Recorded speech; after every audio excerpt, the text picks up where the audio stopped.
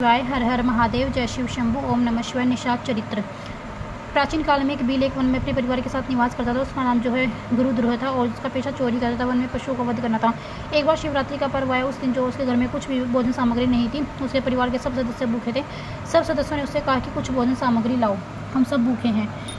वह धनुष्यबाण लेकर जो शिकार को चल दिया।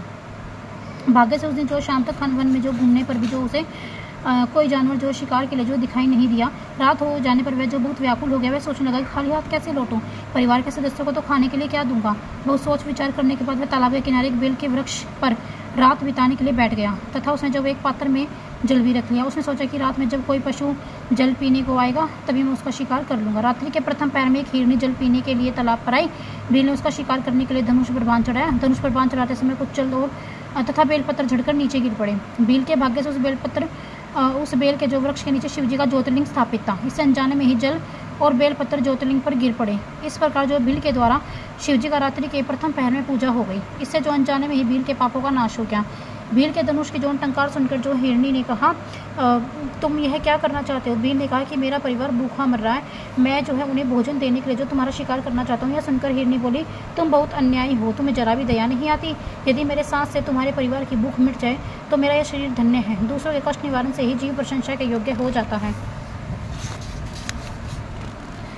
थोड़ी देर और जो रुक जाओ, मैं अपने घर जाकर जो है अपने बच्चों को जो अपनी बहन को सौंप कर आती हूँ। तब तुम मुझे मारकर ले जाना। तुम मेरा जो विश्वास करो, मैं लौटकर अवश्य आऊँगी। यदि मैं लौट करने आई तो मुझे वह पाप लगेगा जो विश्वासघाती को लगता है। हिरनी की बातों पर विश्वास करके भील ने हिरनी को जाने दिया। हिरनी लौटकर अपने बच्चों के पास गई। इस प्रकार उस भील का जो है रात्रि का प्रथम पहर का जागरण हो गया।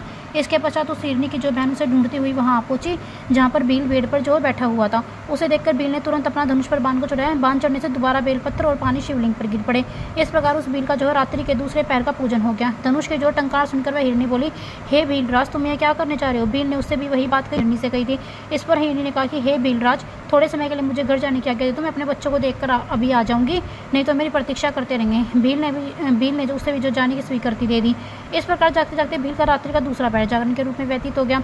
रात्रि के तीसरे पैर में एक मोटा ताजा हिरन जल पीने उसी तालाब पर आया। वही पेड़ पर भील बैठा था। भील ने उस हिरन का शिकार करने के लिए उस अपने धनुष पर बाण को चढ़ाने लगा।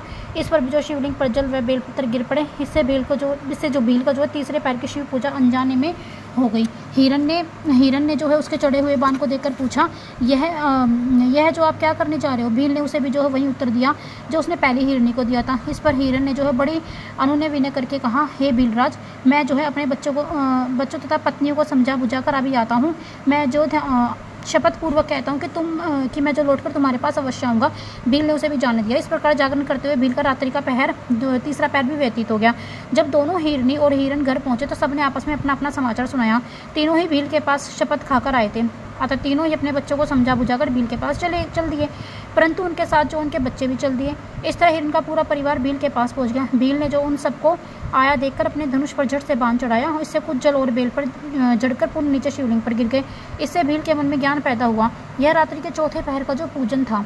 मृग परिवार ने भील से कहा, हम अपनी प्रतिज्ञा के अनुसार आपके पास आ गए हैं, आप हमारा वध कर सकते हैं जिससे हमारा शरीर सफल हो जाए।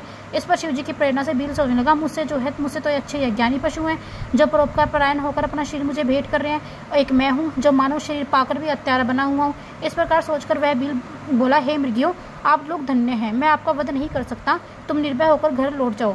तभी वहां भगवान शंकर प्रकट हो गए। भील शिवजी के चरणों